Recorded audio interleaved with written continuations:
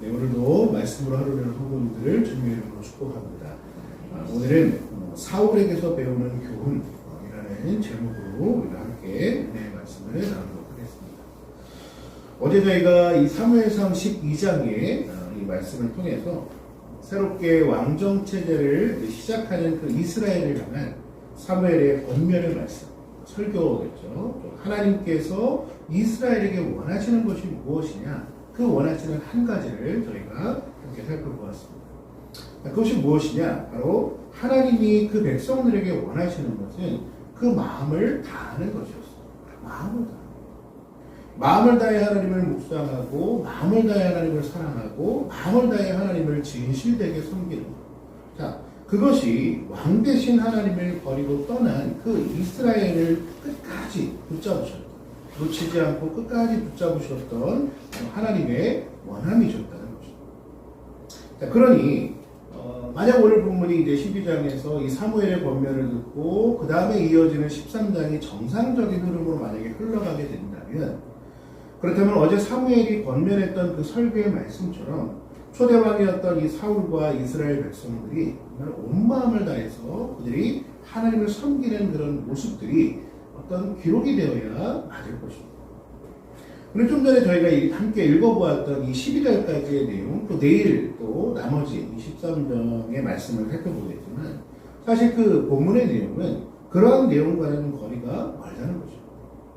오히려 뭔가 하나님이 아니라 자기 자신을 중심으로 세력을 편성하려고 하는 그 사울의 모습을 보게 되고, 또 그런 사울을 중심으로 사람들이 모여서 하나님을 함께 예배하는 것이 아니라 오히려 사울에게서 벗어나서 사람들이 이스라엘이 흩어지고 있는 모습들을 우리는 보게 된다는 거죠. 오늘 이 새벽에는 그런 사울의 모습과 또 이스라엘의 모습들을 저희가 함께 살펴보면서 오늘 이 땅을 살아가는, 우리의 하루의 삶을 살아가는 우리의 모습을 좀 돌아보고 교훈을 받는 그런 시간이 되었으면 좋겠습니다.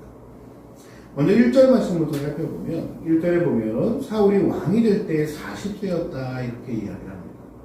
그리고 그 다음해인 2년째, 그러니까 이제 왕위로 등극한 지 그 원년과 그 다음에 어떻게 보면 즉위 초기라고 이야기할 수 있겠죠.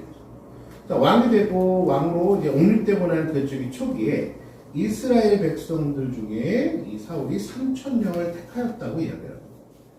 그런데 이 2절의 말씀을 좀 원문에 가깝게 직역을 해보면 거기에서 빠진 그 문구가 있는데, 그게 뭐냐면 자신을 위해라는 거죠.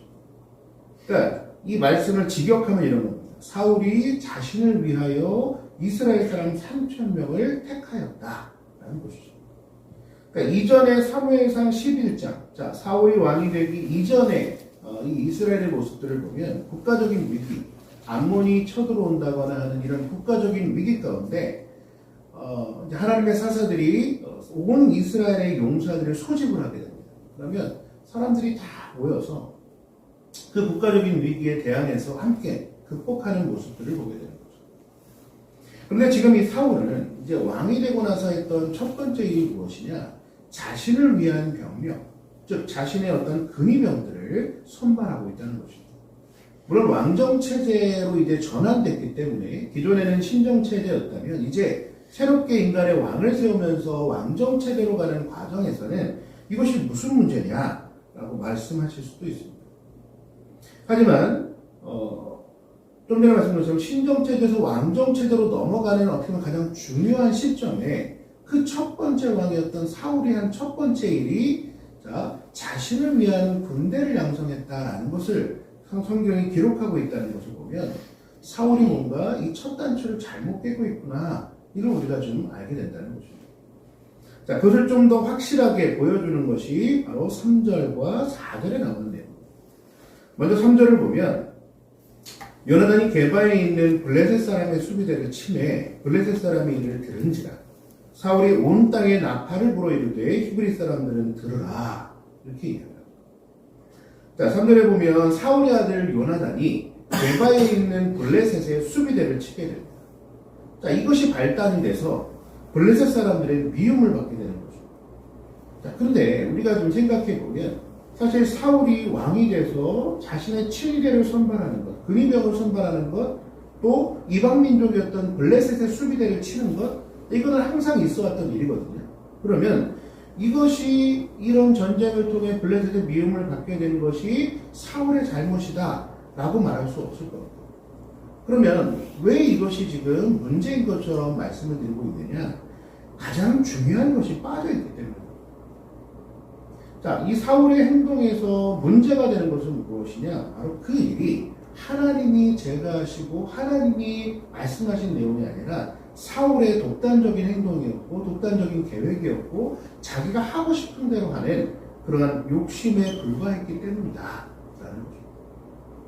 어제 저희가 살펴본 것처럼 자, 이스라엘의 왕, 사람들이 원해서 왕정체제로 바뀌어가는 모습이었지만 그럼에도 불구하고 하나님은 그 이스라엘의 왕을 하나님이 선택하여 세우셨다라고 분명히 말씀하셨습니다. 사무엘상 12장 12절에서 13절 말씀에 보면 너희의 하나님 여호와께서는 너희의 왕이 되심에도 불구하고 여호와께서 너희 위에 왕을 세우셨느니라 분명하게 말씀합니다. 누가 세우셨다고요? 여호와께서 세우셨다. 자, 왕이제 이 왕을 세운 것은 누구다? 하나님께서 세우셨다. 그러니 사무엘이 이야기하는 것은 뭐냐면 너희가 원하는 왕을 하나님께서 세워주셨으니 너희는 그 왕을 세우신 하나님께 너희의 마음을 다하라. 이 권면의 설교를 어제 12장에서 사무엘이 했던 것입니다. 마음을 다한다. 어제는 이제 결론으로 제가 마음을 다하는 어떤 것을 말씀드렸지만 우리가 마음을 다한다는 것은 무엇이겠습니까? 마음을 다한다는 건 바로 나의 시선을 하나님께 둔다는 것을 이야기합니다. 그리고 하나님의 뜻을 다른 무엇보다 가장 우선하겠다. 바로 그것이 마음을 다하는 사람이 보이는 태도라는 것입니다. 그러면 마음을 다하는 사울, 이 이스라엘의 초대 왕이었던 사울이 마음을 다해야 될 첫 번째 일은 자기를 위한 병력을 선발하고 그 가운데 근위병을 세우거나 혹은 이방 민족인 블레셋을 치기 전에 먼저 이것이 과연 하나님의 뜻이 맞느냐, 하나님이 지금 자신을 왕으로 세우고 하고자 하시는 일이 무엇이냐 라는 것을 하나님께 먼저 묻는 과정이 선행됐어야 한다는 거죠. 하지만 사울은 그러한 일련의 과정들을 전부 생략하고 그저 자신의 생각대로 자신이 하고 싶은 대로 그는 이 일들을 추진해 나가고 있는 거죠. 그러다 보니 어떻게 되겠습니까? 일이 점점 커져가는 거죠. 5절 말씀에 보면 블레셋의 군대가 이제 이 이스라엘을 대적하기 위해서 모여들기 시작하는데 병거가 3만이요 마병이 6천이요 병절들은 정말 해변에 모래같이 많았다. 그 백성, 블레셋의 백성들은 해변에 모래같이 많았다고 이야기합니다. 지금 이스라엘이 가진 군대는 3,000명인데 그것도 사울이 자기를 위해 세운 병력이 3,000인데 이에 대항하는 블레셋의 이 군세는 정말 어마어마할 정도로 지금 모여들고 있다는 거죠. 이 정도면 거의 전면전이라고 하거든요. 자, 그러니까 이제 사람들의 마음이 점점 급해지기 시작을 합니다. 6절 말씀에 보니까 이스라엘 사람들이 위급함을 보고 절박하여 불과 수풀과 바위 틈과 은밀한 곳과 웅덩이에 숨으며 말씀을 합니다. 여기서 위급함과 절박함이라고 하는 두 단어를 함께 쓰고 있는데 사실 같은 의미입니다. 우리식으로 이야기하면 물리적인 압박, 심리적인 압박이 너무 크다라는 것을 이야기하는 겁니다. 이 압박감이 심해지면 어떻게 되느냐? 사람은 숨도 쉴 수 없을 만큼 오늘 요즘 말로 따지자면 공황장애 증상이 온다라든지 정말 많은 그런 심리적인 압박감에 고통스러운 상태를 이야기하는 겁니다. 그러니까 너무 고통스러우니까 눈치 볼 것이 없어요. 본문의 말씀처럼 불에 숨고 수풀에 숨고 바위 틈에 숨고 은밀한 곳에 숨고 웅덩이에 숨고 눈치 볼 것 없이 그냥 숨어 들어갈 수 있는 곳은 다 기어 들어가서 지금 숨고 있다는 거죠. 그게 누구의 모습이냐? 하나님의 백성이라고 하는 이스라엘이 그 대적들 앞에서 보이고 있는 안타까운 모습이라는 거죠. 이전에 우리가 살펴봤던 사무엘상 11장, 사울이 왕이 되기 이전에 그 11장에 있었던 암몬과의 전투와는 너무나 다른 모습이라는 것이죠. 암몬이 쳐들어왔을 때는 어땠습니까? 자, 33만 명. 이스라엘에서 30만 명, 그리고 유다에서 3만 명. 33만 명의 사람들이 한 사람같이 다 나와서 새벽부터 날이 밝을 때까지 그 암몬 사람들을 다 쳐서 이 암몬 사람들을 다 흩어버렸었는데, 지금 이 사울이 왕이 되고 나서 첫 번째로 대적하는 이 블레셋과의 전투에서는 오히려 그 암몬 사람들이 흩어졌던 그 모습을 지금 이스라엘이 보이고 있다는 거죠. 보죠, 여러분. 그때나 지금이나 똑같은 사람들이 똑같은 상황에 처한 것입니다. 그런데 왜 이런 차이가 나타납니까? 성경을 11장과 23장의 말씀을 비교해서 우리가 살펴보면 이유는 하나밖에 없습니다. 그것이 무엇이냐? 바로 하나님의 영이 감동되었느냐 그렇지 않았느냐의 차이라는 거죠. 사무엘상 11장 6절 말씀에 보면, 자, 사울이 이 말을 들을 때에 하나님의 영에게 크게 감동되매 그의 노가 크게 일어났다 라고 이야기합니다. 단순히 감정이 북받친 것이 아닙니다. 감정에 따라 행동하는 것이 아니에요. 그가 자신의 민족이 위기에 처했다는 이야기를 들었을 때 하나님의 영이 그를 감동시킨 것입니다. 그러니까 이 하나님의 영에 감동된 사람들이 이스라엘 사람들을 모은 거예요. 그러니까 그 하나님의 영에 감동된 사울에게 사람들이 33만 명이 모여든 거예요. 그러니 그들이 대군이 되었고 하나님이 함께 하시는 군대가 되었는데, 지금 이 블레셋 앞에서는 자기 마음대로 하는 이 사울이 사람들을 불러 모은 거예요. 그러니 어떻게 되겠습니까? 결과가 다를 수밖에 없다는 거죠.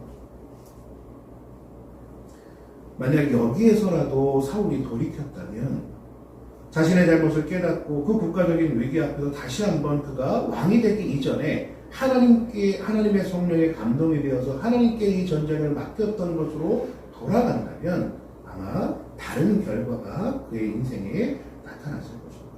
하지만 사울은 그 국가적 위기 앞에서 그는 하나님 앞에 마지막 한 걸음을 그는 더 나아가버리는 실수를 그는 범하고 말았습니다. 바로 사무엘상 오늘 본문 13장 8절에서 9절 말씀에 보면 이렇게 말씀합니다.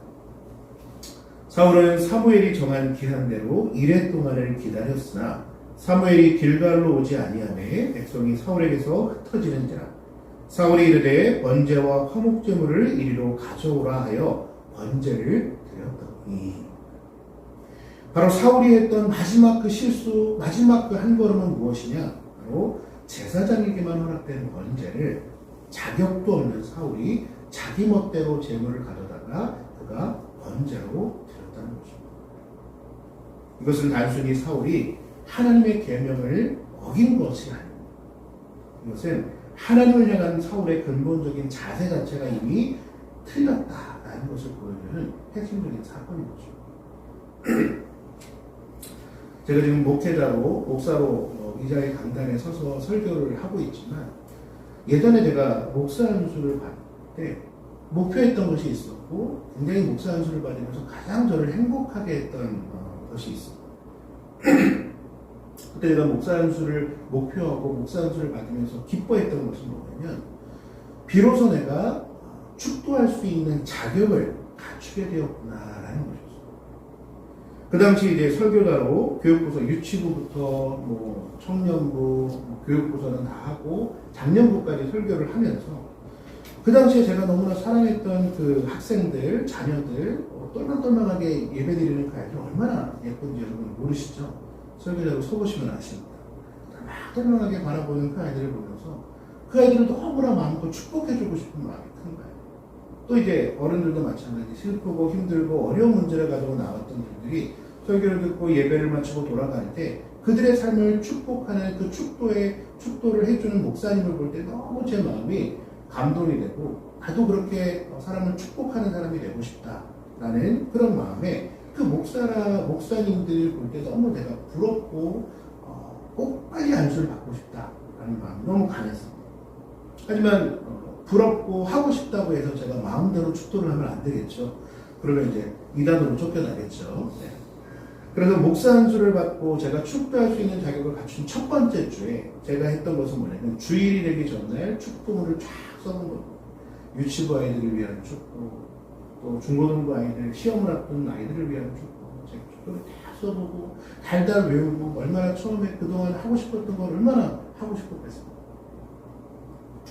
그래서 첫 예배 때, 그다음 첫 예배가 이제 중고등부 예배였는데 그 중고등부 아이들을 돕고 아이들을 지금까지 주기도문으로 마쳤던 그 애들에게 축도를 해주면서 제가 막 감격에 북받쳐서 혼자 눈물을 흘렸다. 네, 그런 기억을 합니다. 내게 목회자로서 가장 행복한 것이 뭐냐 물으면 당연히 설교자로서 강단에 서는 것이지만 동시에 또 그 다음에 행복을 물으라면 또 예배를 드리고 돌아가는 성도들을 축복하는 그런 축도를 하는 것이 또 저에게는 가장 큰 행복 중에 목회자로서 가진 행복 중에 하나였습니다. 그 자격을 갖추는 것이 저에게는 무엇보다 중요했다는 거죠. 지금 사울은 자신에게 허락되지 않은 이 번제를 자기 마음대로 드림으로써 하나님께서 정하신 규칙이에요. 하나님이 정하신 이 방식을 존중하고 따르는 하나님을 섬기는 제사가 아니라 자신의 뜻, 이제 자신이 벌린 그 전쟁을 자신 마음대로 시작하겠다는 어떻게 보면 통보를 하나님 앞에 이 제사라는 형식을 빌려서 그는 드림으로 하나님을 농락하고 있다는 거죠. 그것이 어떻게 마음을 다한 사람의 자세라고 이야기할 수 있겠습니까? 모든 일에는 정해진 룰이라는 것이 있습니다. 경계에는 규칙이 있고 사회에는 법이 있는 것처럼 하나님을 믿고 섬기는 저와 여러분의 이 신앙생활 가운데도 하나님이 우리를 위해 정해주신 룰과 규칙이 있다는 거죠. 만약 우리가 그 룰을 지키지 않는다? 우리의 모습이 사울과 무엇이 다르겠냐라는 거죠.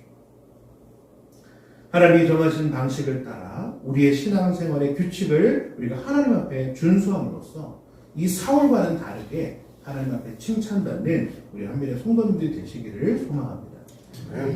말씀을 맺겠습니다. 오늘 우리는 자기 마음대로 행동하는 이런 사울의 모습을 우리가 살펴봤죠. 사울은 자기의 마음대로 자기의 생각대로 일을 계획하고 추진했습니다. 자기의 마음에 드는 대로 즉흥적으로 행동했고 하나님이 정하신 방식을 그는 존중하지 않는 그런 태도를 보여주셨고 그런 인생을 하나님은 결코 하나님의 사역을 위해 사용하지 않으십니다.